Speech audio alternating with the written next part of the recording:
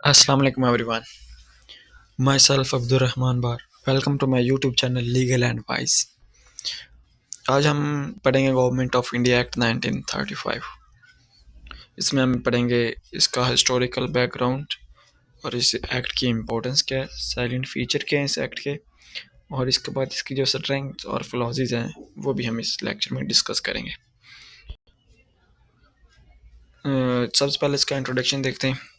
जो government of India act 1935 है, ये एक ब्रिटिश पार्लियामेंट का बनाया गया कानून था, जो उन्होंने इंडिया का जो यूनाइटेड इंडिया था उसको गवर्न करने के लिए बनाया गया था। तो यूनाइटेड इंडिया में जो लोग रहते थे उनको रूल करने के लिए गवर्नमेंट ऑफ इंडिया एक्ट 1935 बनाया गया था।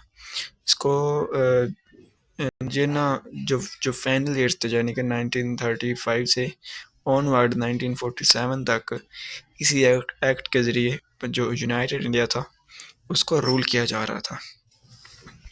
और जब ये दोनों कंट्रीज पाकिस्तान और इंडिया आफ्टर सेपरेशन दो नई स्टेट्स बनी, तो 1947 में यही एक्ट जो था इसको मॉडिफाइड करके इसी एक्ट का मॉडिफाइड वर्जन पाकिस्तान ने और इंडिया ने एज अ कॉन्स्टिट्यूशन अडॉप्ट किया था।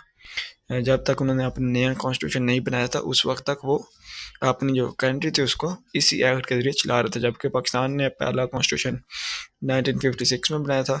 1947 से 1956 तक पाकिस्तान ने इसी कॉन्स्टिट्यूशन इसी एक्ट के ज़रिए पाकिस्तान ने अपनी कंट्री को रूल किया, और इंडिया ने 1950 में अपना जो कॉन्स्टिट्यूशन बना लिया था। तो इसलिए 1947 यानी कि 3 साल बनते, तो 3 साल इंडिया ने 1935 के एक्ट के ज़रिए अपनी कंट्री को रूल किया था। इसके बाद अगर इसका हिस्टोरिकल बैकग्राउंड की बात की जाए तो इसके हिस्टोरिकल बैकग्राउंड में जो सबसे पहले है वो है गवर्नमेंट ऑफ इंडिया एक्ट 1919, यानी कि जो ब्रिटिश पार्लियामेंट थी उसने 1935 से पहले जो एक्ट लागू किया हुआ था, इन्फोर्स किया हुआ था इंडिया में, वो था गवर्नमेंट ऑफ इंडिया एक्ट 1919। ठीक है, इसके ज़रिए वो गवर्नमेंट के इस अफेयर चला रहे थे यूनाइटेड इंडिया में। इसको आफ्टर वर्ल्ड वार 1919 में इन्होंने इन्फोर्स किया ब्रिटिश गवर्नमेंट ने, और इसमें ज़्यादा पावर जो थी वो ब्रिटिशर्स के पास थी, जो ब्रिटिश ऑफिशियल्स थे उनके पास थी, और जो इंडिया के लोग थे उनके पास बहुत कम पावर्स थी। उसके बाद है साइमन कमीशन।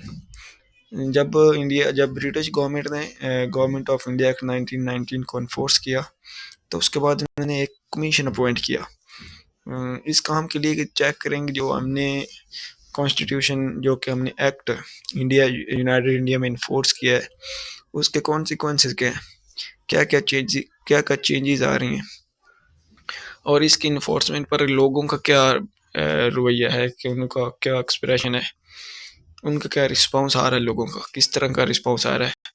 तो इस चीज़ों को रेगुलेट करने के लिए, ये चीज़ें गवर्न करने के लिए उन्होंने साइमन कमीशन बनाया। साइमन कमीशन ने अपनी रिपोर्ट दी, इसमें उन्होंने कहा कि जो DRK सिस्टम है ना इंडिया में, इसको ख़त्म होना चाहिए और प्रोविंसेस को ज़्यादा से ज़्यादा ऑटोनॉमी देनी चाहिए। यानी कि उस वक्त जो पावर थी वो ज़्यादा जो थी वो ब्रिटिश ऑफिशियल्स के पास थी। तो उन्होंने साइमन कमीशन ने ये सुजेस्ट किया कि एक तो DRK सिस्टम ख़त्म किया जाए, और दूसरा उन्होंने कहा कि जो प्रोविंस है इनको ज़्यादा पावर दी जाए, और इनके अंदर एक रिस्पॉन्सिबल गवर्नमेंट को कायम की जाए, जो कि लोगों को रिस्पॉन्सिबल हो, या पार्लियामेंट या जो लेजिस्लेचर होगी उसको रिस्पॉन्सिबल होनी चाहिए। इसके बाद जो है राउंड टेबल कॉन्फ्रेंस, जो कि 1930 से 1932 तक हुई। जब साइमन कमीशन के बाद उन्होंने यूनाइटेड किंगडम वालों ने उन्होंने कहा कि यार हम डायरेक्टली जो इंडियन लीडर्स हैं उनसे ही पूछ लेते हैं कि हमने किस तरह का जो कॉन्स्टिट्यूशन बनाना है, किस तरह का हमें जो एक्ट है किस तरह का बनाना चाहिए यूनाइटेड इंडिया के लिए। तो उन्होंने जो बहुत सारे ना मेन जो मुस्लिम लीग के जो लीडर थे उनको बुलाया, जो कांग्रेस के लीडर थे उनको भी बुलाया, और जो प्रिंसेस थे, जो स्टेट थे प्रिंस थे, उनको भी बुलाया उन्होंने कि आप आए और हमें बताएं अपनी सुजेशन वगैरह दे कि किस तरह का आपने कॉन्स्टिट्यूशन या एक्ट बनाना चाहते हैं। तो ये जो राउंड टेबल कॉन्फ्रेंस थी इसके 3 राउंड हुए थे, एक 1930 में हुआ था, एक 1931 में हुआ था और 1932 में हुआ था। जिसको लंदन में डिस्कस किया गया था। तो इसका कोई खातिर का फ़ायदा नहीं हुआ था। तो उसके बाद उन्होंने कंजर्वेटिव पार्टी की जब हुकूमत आई, वाइट पेपर रिपोर्ट आ गई, जब कंजर्वेटिव वालों की हुकूमत आई यूनाइटेड किंगडम में, तो उन्होंने कहा कि यार छोड़ो इन सब को, इनसे कोई हल नहीं निकल रहा, तो हम खुद ही हल निकालते हैं इसका। तो उन्होंने खुद ही एक कॉन्स्टिट्यूशन ड्राफ्ट किया, एक खुद ही एक्ट ड्राफ्ट किया, जिसको एक रिपोर्ट दी, जिसको हम वाइट पेपर रिपोर्ट कहते हैं। वाइट पेपर रिपोर्ट बनने के बाद उन्होंने इसको अपनी जो यूनाइटेड किंगडम की थी पार्लियामेंट्री कमेटीज थी, उनके सामने पेश किया, और उन्होंने उसको परसुजेशन दी, चेंजेस वगैरह की, और वाइट पेपर जो था उसके बेस पर उन्होंने एक एक्ट बना दिया, जिसको 1935 का एक्ट कहा जाता है। और वही एक्ट जो 1935 में ब्रिटिश पार्लियामेंट ने पास करके दिया था। इसके बाद अगर हम इसकी इम्पोर्टेंस की बात करें, तो जो 1935 का एक्ट है, ये पाकिस्तान की जो कॉन्स्टिट्यूशनल हिस्ट्री है, इसमें सबसे पहला डॉक्यूमेंट आता है, यानी कि सबसे कॉन्स्टिट्यूशनल हिस्ट्री जो स्टार्ट होती है पाकिस्तान की, वो 1935 के एक्ट से होती है। और जब 1935 का एक्ट इन्फोर्स किया गया और पाकिस्तान और इंडिया जब अलग दो स्टेट्स बन गई, तो जो फर्स्ट इंटरिम कॉन्स्टिट्यूशन था पाकिस्तान का, वो 1935 का एक्ट था। 1935 के एक्ट को as interim constitution of Pakistan लिया गया, इसकी ये बहुत ज़्यादा इंपॉर्टेंस है। और जब पाकिस्तान बन गया, तो तकरीबन 9 साल तक इसी 1935 के एक्ट से पाकिस्तान की जो स्टेट थी, वो 1935 के एक्ट के ज़रिए चल रही थी। इसके बाद ये कॉन्स्टिट्यूशनल फाउंडेशन बना।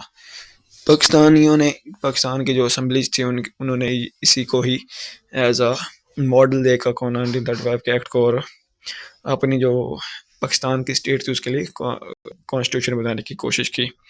ये किस्म का रोड मैप डॉक्यूमेंट था कि पाकिस्तान की जो कॉन्स्टिट्यूशनल असम्बली थी उसके पास एक नमूने के तौर पर काम कर रहा था, जिस नमूने को देखकर हम जो हमारी जो असम्बली थी वो एक नया कानून बना रही थी।